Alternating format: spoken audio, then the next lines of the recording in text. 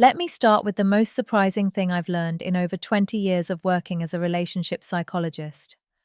Most men think they know exactly what women want, and most men are wrong. Not because they're bad partners, not because they don't care, but because nobody ever sat them down and explained it clearly. There's no manual for this. No one taught you, and honestly, most women don't even say it out loud even when they feel it deeply.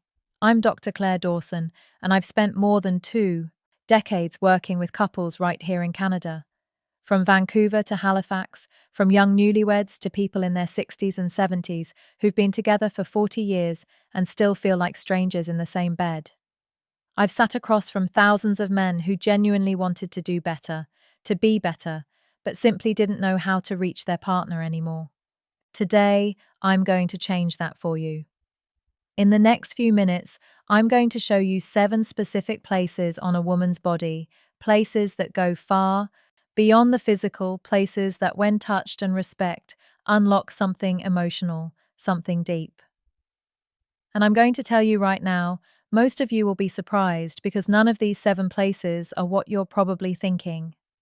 Here's the thing I want you to understand before we get into it. The female brain doesn't separate physical touch from the emotional meaning.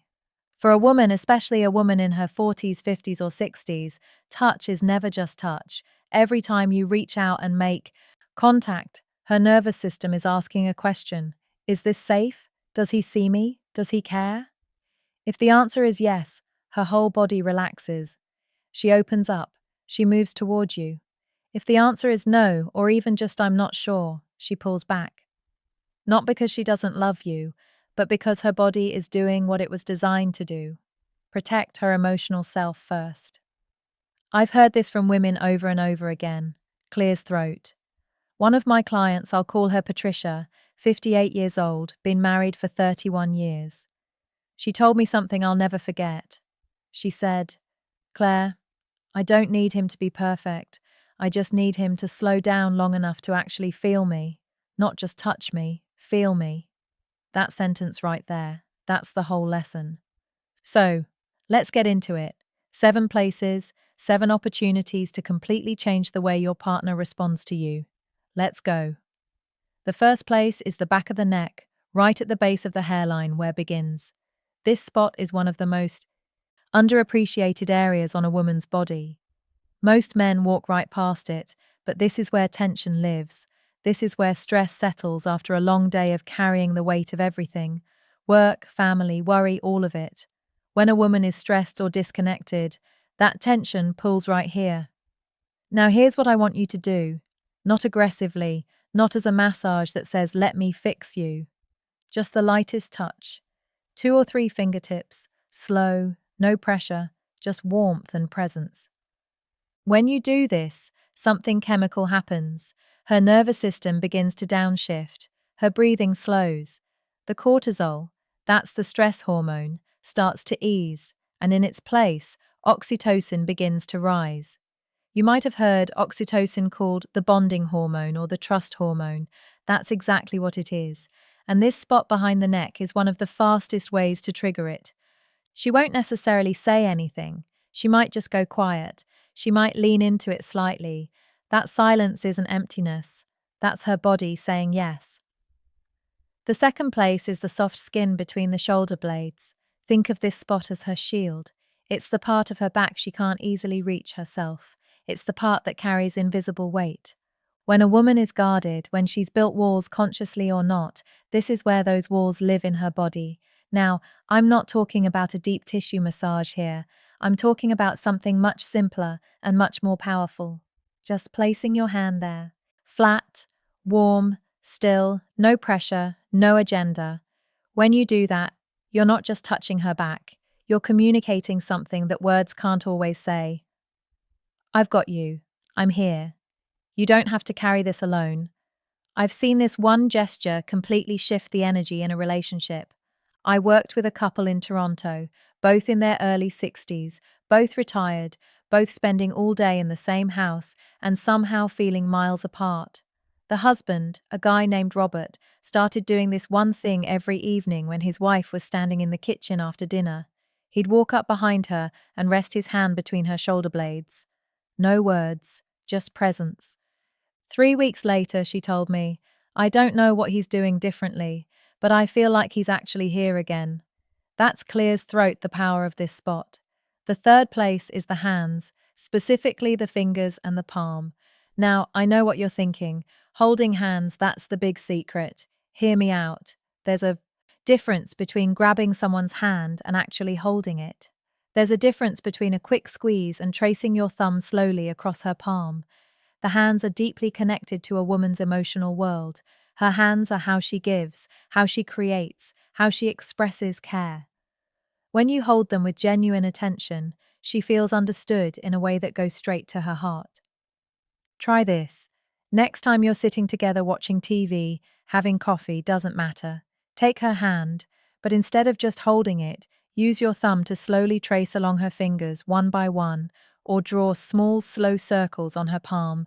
No rush, no destination. 535.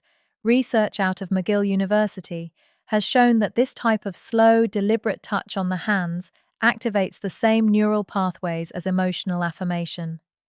In plain terms, holding her hand thoughtfully communicates the same thing as telling her she matters. You don't have to say a word.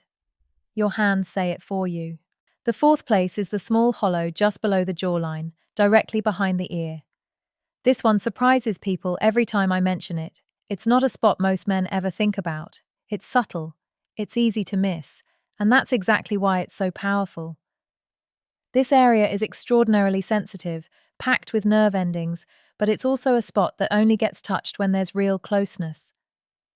It requires you to be near her, present, focused on her, not on where things are going.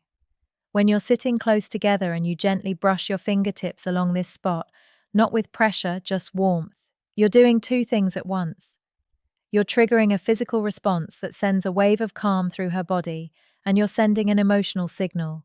I notice the small things about you. I'm paying attention. Women feel this one differently than almost any other touch.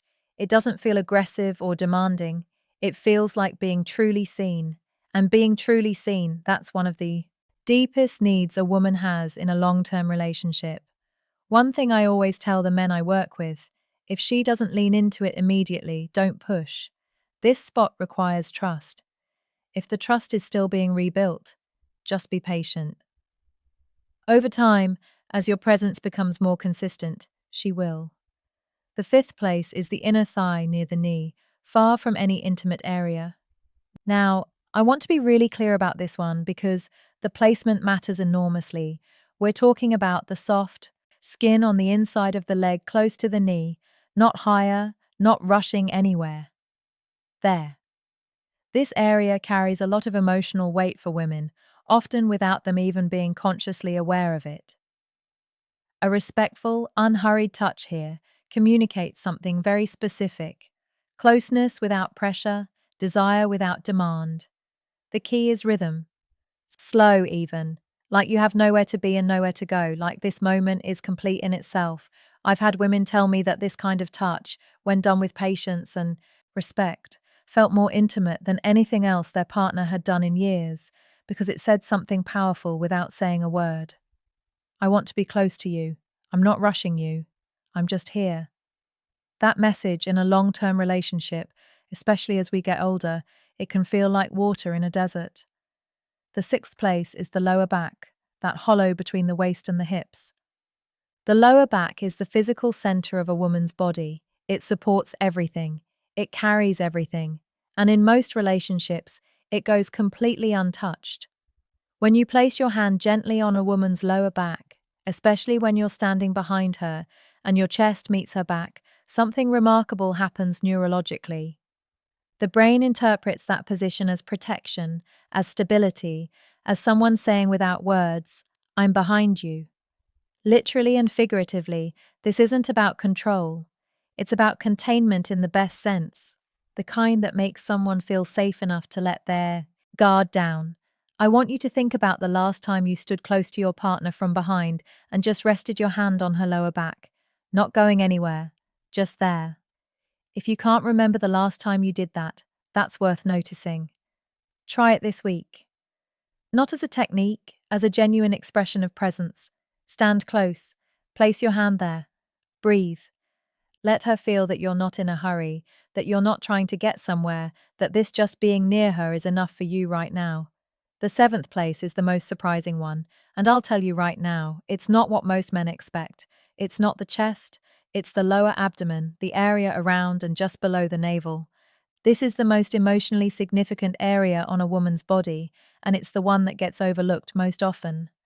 Men either skip right past it or only ever touch it in a way that signals they're headed somewhere else. Both of those are missed opportunities. The lower abdomen is where a woman holds her deepest sense of self. There's real neuroscience here. This area has a dense concentration of vagal nerve connections, which means it's directly wired to the body's emotional regulation system. When this area is touched with genuine care and slowness, it doesn't just feel physical, it feels like being held at the very core of who she is. I always describe it this way to the couples I work with. Imagine you're holding something irreplaceable, something fragile and precious. You wouldn't grab it, you wouldn't rush, you'd move slowly with both hands, with complete attention. That's how to touch this place.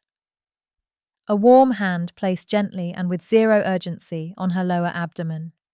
This signals something that words rarely accomplish. I trust you with all of me, and I hope you trust me with all of you. When a woman feels that her whole body responds, not because of technique, because of truth. Now let me pull all of this together. 7 places: the back of the neck, the space between the wall, shoulder blades, the hands, the hollow behind the ear, the inner thigh near the knee, the lower back, and the lower abdomen.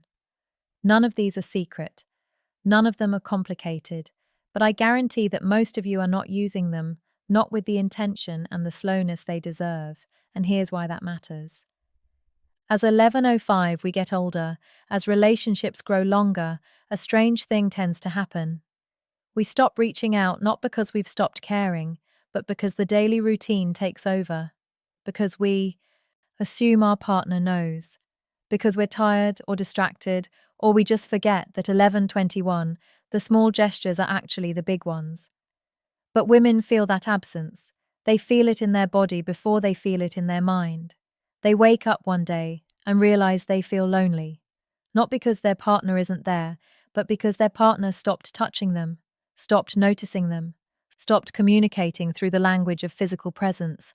I think about a man I'll call David, 67, retired, based out of Edmonton. His wife had been increasingly distant for about 2 years. He came to see me convinced relationship was just running out of steam. Maybe this is just what happens. I asked him a simple question. When's the last time you touched her without wanting something in return? He thought about it for a long time. I can't remember, he finally said. That was the whole answer. 12:09. We talked about these 7 places. He went home. He started small, just a hand on the back of her neck while she was reading. Nothing more. No words. No agenda. She looked up at him, and for the first time in a long time, she smiled at him the way she used to. 12:25, 2 months later, he came back in and told me. She told me last week that she feels like I've come back to her. And honestly, I think I have. That's not magic. That's not a trick. That's simply the power of consistent, intentional, respectful, physical presence. 12:41. Here's what I want you to take away from this. The problem in most long-term relationships isn't a lack of love, it's a lack of language. And I don't mean spoken language, I mean the language of touch. Slow, unhurried, genuine contact that says, I see you, I'm here, you matter to me. 1301 women, especially women in midlife and beyond, don't respond to urgency. They respond to attention. They respond to being noticed in the details. They respond to a hand that moves like it has all the time in the world, because being with her is the destination, not the starting point. And here's what the research consistently shows. And I've seen this play out in my own practice over and over again. Women have, on average, significantly more sensitive skin nerve receptors than men, particularly in the areas we talked about today: the neck, behind the ear, the fingers, and the lower abdomen. These zones aren't just physically responsive, they're emotionally wired. Touch in these areas triggers oxytocin. Release, yes, but more than that, they trigger a felt sense of safety, and safety is the foundation of intimacy. You can't have one without the other. A study done up at the University of British Columbia looked at touch patterns in long-term couples and found that the couples who maintained regular non-sexual physical contact, the kind that wasn't leading anywhere, just present and caring, reported significantly higher levels of emotional connection and relationship satisfaction, even when other areas of their relationship had challenges. The couples who had stopped that kind of contact, they consistently described feeling like roommates. Don't be roommates with the person you love. So, here's where I want to leave you today. Start small. Tonight, if your partner is nearby, walk up to her and place your hand on the back of her neck. Don't say anything, don't expect anything. Just let your hand be warm and still. See what happens. Tomorrow, try the lower back or take her hand and hold it slowly, deliberately. Like you mean it. These aren't techniques, they're expressions of care, and the difference between a technique and an expression of care is everything, because she will feel the difference immediately. Women always do. The warmth in your hands is sometimes worth more than 1,000 well-meaning words. The touch that has no agenda, that asks for nothing, that simply says, I'm here, and you're the reason. That kind of touch has the power to bring someone back to you, to bring you back to each other. It's never too late to start. I've seen couples in their 70s completely transform their relationship with these simple shifts.